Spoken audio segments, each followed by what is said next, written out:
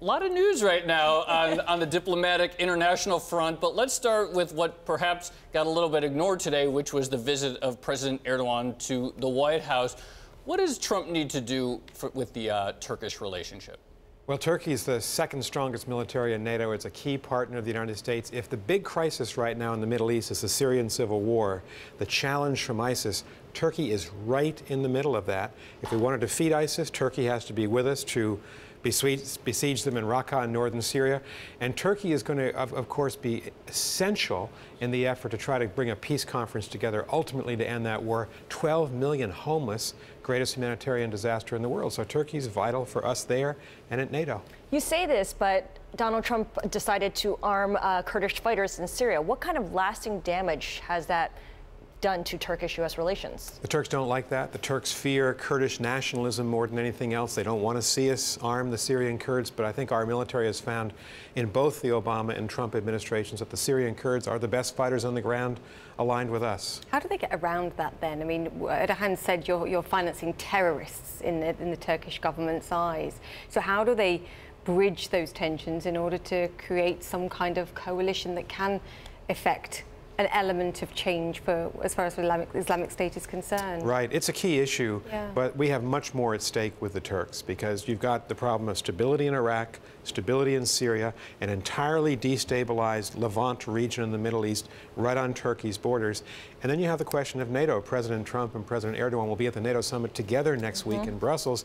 These are the two strongest militaries. We've got to also block Russian ambitions in Eastern Europe. So I think there's enough to balance in the rest of the relationship to balance this disagreement. Do leaders like Erdogan and others around the world look at Trump and wonder whether they can trust him as a result of what's happened in the last week or so and the revelations of the last 24 hours? Well, it's the question they ask of any American leader. We're still the leading economic, military, political power in the world. All these countries need to have a relationship with us. Credibility is essential. Your word is essential. What you say, can it be believed, is essential. And here's why this episode of the president giving highly classified information to the Russian foreign minister is so important. It gets to credibility. Our allies, apparently, in Europe hadn't been briefed on this, and it's very sensitive. And so you need people around the president who can speak truth to power and counsel the president what he can do and what he cannot do and should not do. You can also make the argument that Erdogan looked Donald Trump in the eye and says, I recognize this man. He's more similar to me than other leaders. By welcoming Erdogan to the White House, did Donald Trump give the leader, the Turkish leader, some instant international legitimacy, especially after the referendum? He did, because the big question about President Erdogan is he even a Democrat anymore? Is Turkey a democracy? More journalists are in jail there, and more generals in jail in Turkey than any other country in the world. It's pretty much one party, one man rule right now. And so by inviting him so early in the presidency, Donald Trump has given a major gift to President Erdogan. Professor, we want to get your thoughts on the containment of damage from a report that President Trump revealed highly classified, highly sensitive information to Russian officials. What do you think was behind this? Was this incompetence or something more sinister? You know, I don't think it's more sinister. I think it's the president not understanding how the presidency is sometimes conducted. In this case, we don't give highly classified information to an adversary like the Russians unless we think about it, decide it's in our interest. And the president does have the legal right to declassify anything. He can do this. The question is it smart? Is it logical? What does it say about his character and maturity? Did it have the intended effect? I think those are the more important questions to ask. And to be fair to Donald Trump, we don't know whether or not he received information in exchange for whatever was shared with the Russians. I mean, that's something that we don't know at this stage. Sure, that seems plausible. Earlier, we heard the head of the we heard H.R. McMaster describe the conversation as, quote, wholly appropriate. And everyone seems to have a lot of respect for McMaster. People don't think of him the way perhaps they think of others in the administration.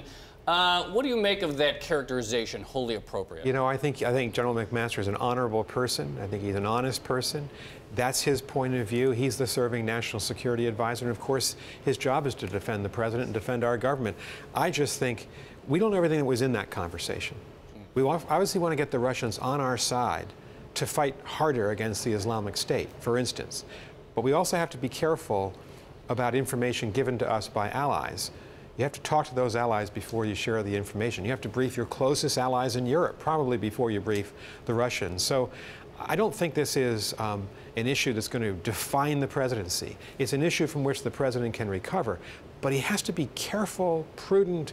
He has to think before he says things. The New York Times said he was boasting. If that was the case, you don't really want the president doing that in a meeting with a Russian foreign minister. You've worked for two separate presidents. How much time and preparation did they put into statements, press briefings? Enormous time. I worked for President Bush and President Clinton, first President Bush, as a Russia advisor. Then I was State Department spokesperson. And so I was in the room briefing the President or the Secretary of State for their press conferences. And they took extreme care to decide what to say. They'd bounce ideas off advisors. They would take criticism if somehow the formulation wasn't right, because we're the biggest power in the world. People really listen to what our president says. They parse his words. And so I think the president needs to realize he has this power, but be careful, a little bit more deliberate, a little bit more self-contained and disciplined. We're not seeing much discipline from this White House. Is he capable of it? Well, he's 70. I mean, one has to wonder, is this who he is after a life of working? But he's in a big job. He has to adapt to it. Very quickly, because we're running out of time, what's he getting right here? He was right to respond to the chemical weapons attack in Syria by bombing the Syrian air base. He's been right about North Korea to suggest that China needs to do more. The president has good people around him. We all have to hope he succeeds, but this is a rocky start.